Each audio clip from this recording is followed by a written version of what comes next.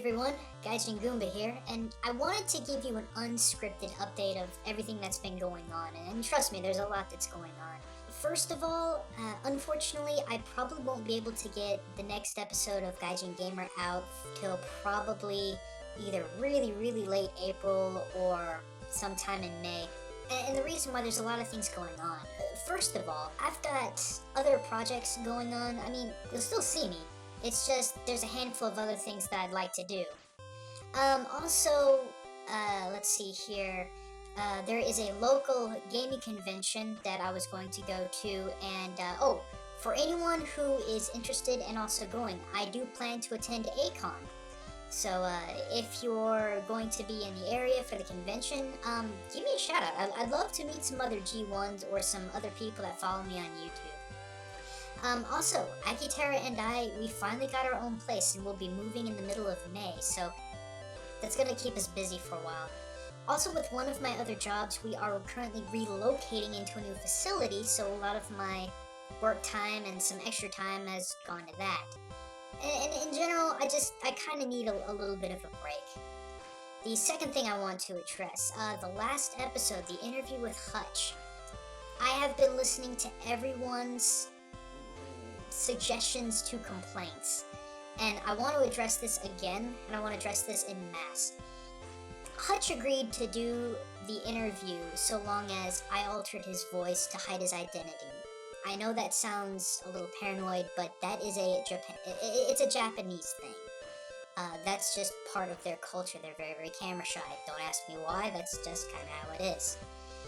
The other thing too is I can't help the fact that Hutch has an accented voice. English was not his first language.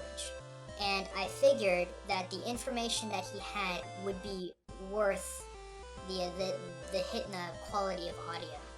I thought it was worth it. A lot of people thought it was worth it. Some people said that it was just impossible to hear what Hutch had to say.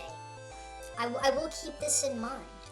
I know that there are some issues with my audio quality, and it does turn some viewers off, and I said I would work on it, and I'm working on it.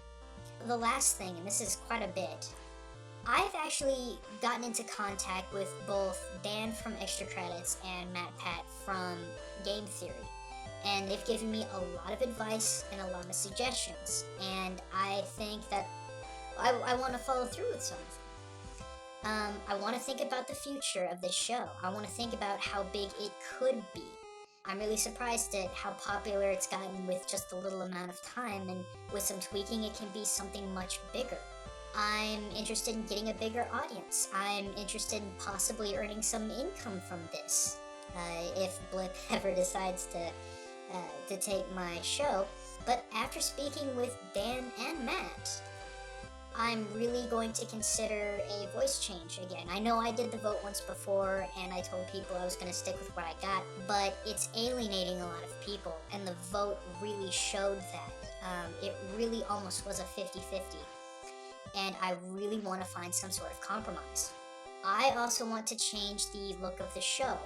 I use a lot of, air quotes, borrowed sprites, and I guess I could claim them for fair use parody, but the more personality that I can give the show, the more originality I can give the show, I think the better it could do. So, as far as the background goes, as far as myself goes, there may be some changes. In fact, I actually kind of want to change the name a little bit. I want to change it to something that's more relatable, and to something that people can better understand.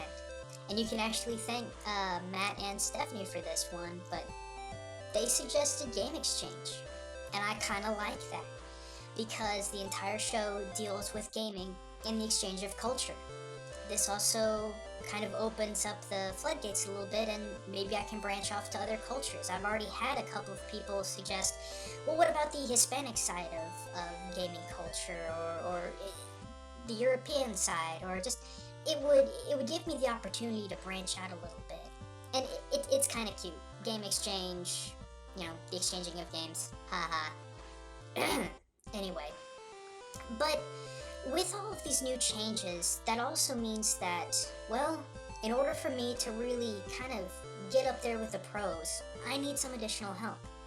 I am but one Goomba, and I'm going to definitely need some help. As I'm sure everyone's already aware, Trance Energy does a lot of my animations, and he does some of my 3D work.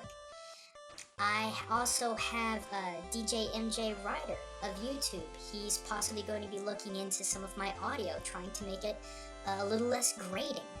But I am in need of a theme song. That would be great to have, so I don't have to keep borrowing from Super Mario Land. But this also goes out to anyone.